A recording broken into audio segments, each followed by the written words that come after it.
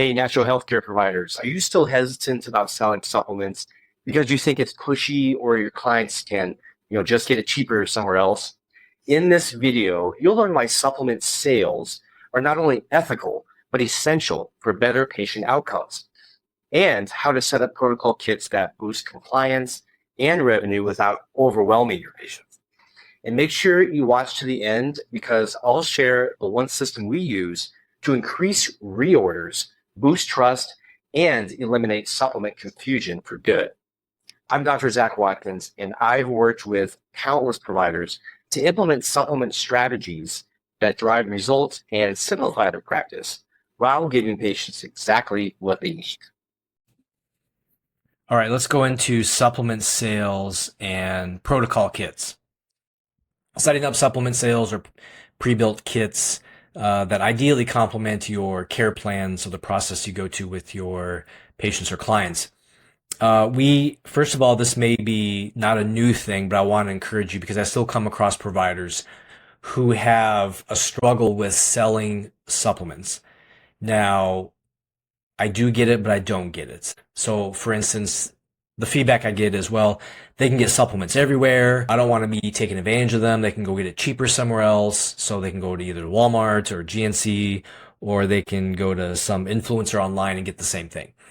And to an extent, that's true. Let me tell you, like from experience, why that doesn't work. So the biggest problem is, one, let's say they go do that and you're doing a good thing. You're trying to help them say, here's your stuff, here's your recommendations. Now go out and find it. Or what they're going to do is they're going to say, tell me what you recommend, and then I'm just going to go find something cheaper. Like they already assume that you're going to be more expensive, which that's another value issue, I think. But they're going to go out, they're going to research, look around on Amazon or somewhere. They're going to find something that's kind of close or comparable. It's got to be the same thing, right? So then they're going to take it. And I've been through all this, in the past. So they're going to come back, they're going to take all this stuff. And because I didn't make them, I didn't make them buy the stuff that we recommended, which is more pharmaceutical grade nutrition, like as you would know. But then they would come back to their visits and they're not getting better. And they're frustrated because they're spending thousands of dollars. And guess who got in trouble for it? I did. They would say, well, what you're telling me to do is not working. And this is when I'd come back and say, I didn't tell you to do that. So what happened, what that showed me is that still patients were trying to cut corners. And even though they may be saving money, that's great. I'm all about helping people be economically savvy. At the same time, if I know the answer to get them somewhere, or if I'm comfortable using certain things because I know the results I expect, I wanted them to use it. So it came to a point where we did anything from bundling all of their products. So we developed what's called a kind of like a medical card or a bank. So when we built out our care plans and processes, I tell providers to do this and not have to, but we'd build in like a bank account for them. We'd say, look, we're going to put in an extra 500. Oh, you want to put in 1,000 used for products? Cool. We'll build that into your program. Then they'd prepay that and they got a little credit card. And the cool thing about that was, one, it was cool to have a little card you walk around in. I was actually working on an app at the time, but we kind of scratched that idea. It just got too busy. But what happens is they'll come in and, oh, you're already in our plan to buy products. Cool. That's good. You got a refill. So the great thing is they're going to get 20% off what we typically charge other people. So not only, yes, we did charge for products, but if they were in our programs, they got an additional 20% off, which was great. Everybody loved it. I mean, this goes into recurring revenue, long-term in memberships and stuff. They would keep buying and they would buy even more and they'd buy for their family. And we liked that because yes, it's helpful for a business, but two, we knew what they were getting. The products they were getting were quality. We could trust them. There's been a lot of, you can find stuff online from different news outlets and things about contaminated products, especially herbs. I would stay away from herbs that you just get over the counter anywhere. It's just scary what's out there.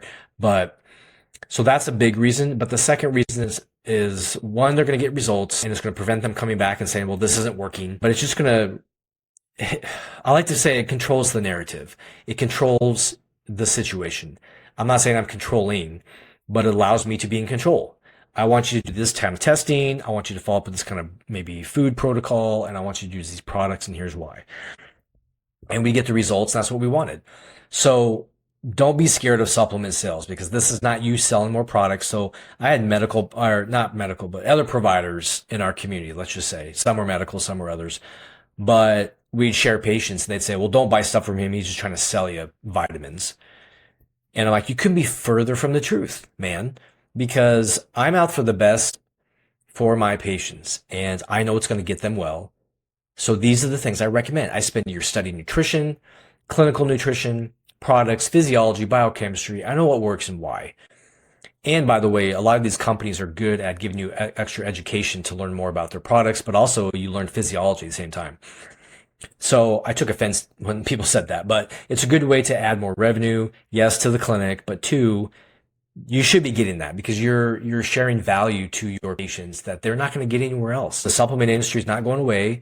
It's billions and billions of dollars. It's over 25 billion, I think, a year. And they're going to buy it somewhere. And I know there's a lot of stuff out there. And there's probably, we're at the point now where there's better stuff, more good stuff that's out there that they can get access to. But still, it's like I still like to know what they're doing. And I like to control the narrative. So we took it in house. If you're not a part of like these different supplement groups, everybody has their favorite, but some of these clearinghouses work very well, especially if you're more virtual or if you want to drop ship products to your patients. On the homepage of this community group, you'll see a line that says dispensary. I put that there more as an example, but it links to my Full Scripts account. And I give that to my current patients I see or family, even clients that don't want to mess with an account. Excuse me. So we set that up there, but you can look in there and it's like, these are products I like and recommend. You can build out a protocol for your patients and stuff like that. I mentioned this in the community somewhere. I appreciate the question. So those kind of things are great, but here's how they recommend you do it. You just kind of sit down, you give them like a prescription of, let's say, products for the program they want to do. And you say, here you go, or you meet with them on Zoom and you send it out. You are taking that control out and you're putting it in their hands, which again, nothing wrong with that, but your compliance goes down because now they're going to get an email and they'll say, well, I'll get to it when I can, because they got that satisfaction of meeting you, hearing all the stuff from their labs, and you kind of get that false excitement of, oh, I did something for my problem. So going off and doing another thing, getting the products and stuff, it kind of gets put on the back burner. Or they get it, and then they open it up and they look at their prescription that's in the software and it'll this and this and this and 4, 5, 6 things. It adds up to $200 or whatever. The problem is with that, it gives them the ability to say, I don't want that. I don't want that. I don't need that. I have this already somewhere else. I can get this cheaper. So you're back in the same boat. So now they are picking and choosing what they want, which again can make your protocols not work as well, which is just frustrating, right? So this is why I talked to somebody about this already, but what I would do is if we did that process in the office, and what I would do, I'd recommend if you're in this kind of situation is have your office manager, team member, client, success manager, whoever it is, to sit down with them and say, here's what the provider recommends. It's these 6 things. Here's the total investment. Plus, obviously, there's a little discount because you work with us. Can we go ahead and do that for you? Yes. Okay. Sounds good. Collect the money there in the office and then go ahead and drop ship the stuff from the computer to your patients. They're paying that day and then they get their products. So that's just a little side note.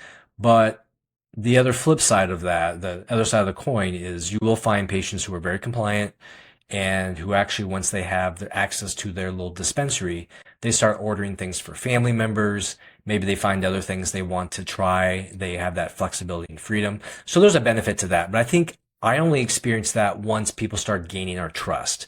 Like I know him, I understand the platform, and then they start buying more, or at least sharing it with their family.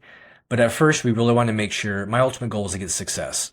It was mainly because reputation, one, but two, but I wanted to make sure that they get the help that they needed the right way the first time.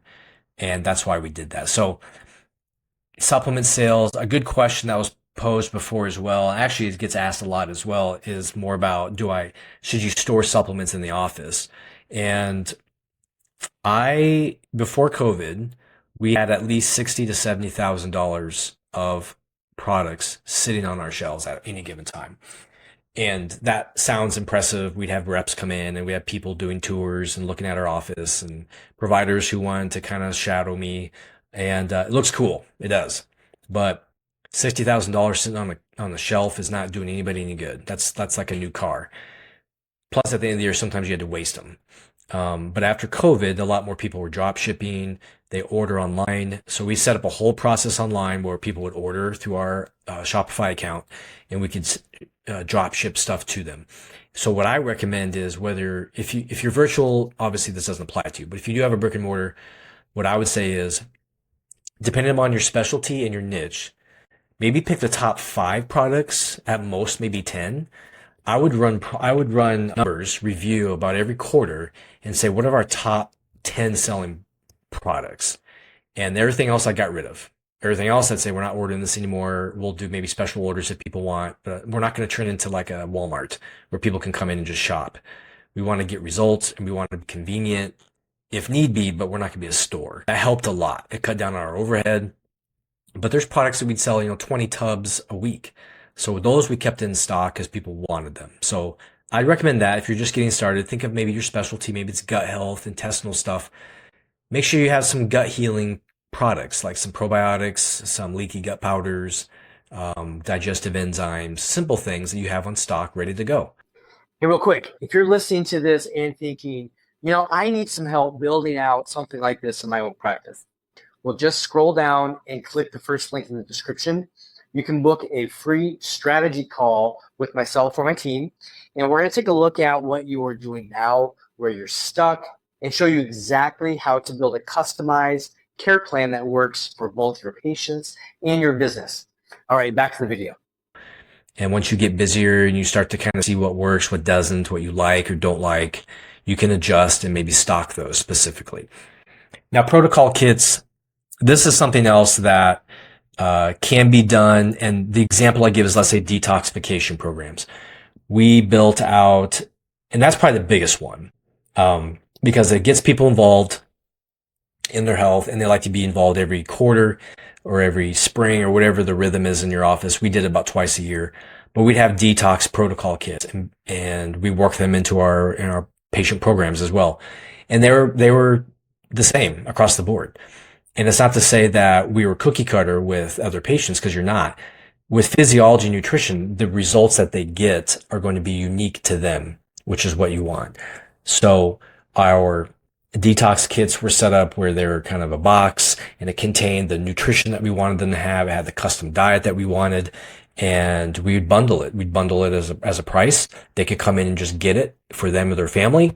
But twice a year, especially like a detox program, we would do more elaborate programs where we do, let's say, pre and post labs, some other kind of in-office testing, like body metrics. We do maybe free groups, access to me, more personalized texting, stuff like that.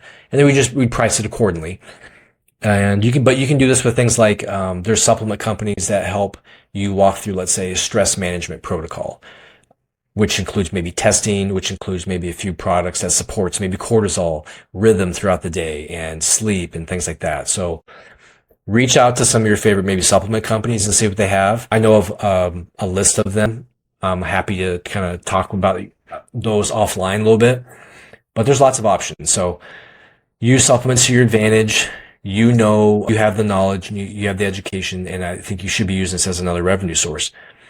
The only thing I would say on that is make sure you take advantage of the different supplement companies and the reps in your area, if you have any.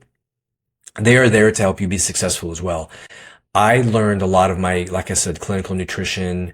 I mean, I have a clinical nutrition degrees, but learning about the supplementation really helped me learn more about physiology and biochemistry, because you'll get like the sheets that print out that talk about the biochemistry and the research behind it.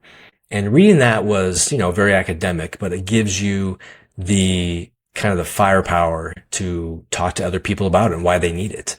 And that's what gave you more of that confidence to sell these things and work with your patients with those things. So I encourage that. Don't be afraid of supplement sales, because you're going to get patients better, quicker, and it's going to be a good revenue source for you and the value that you bring to them. Hey, before you go, Make sure to hit that subscribe button so you never miss a video. If you like this one, you're definitely going to like the next video. So click here on the screen, keep going, and I'll see you over there.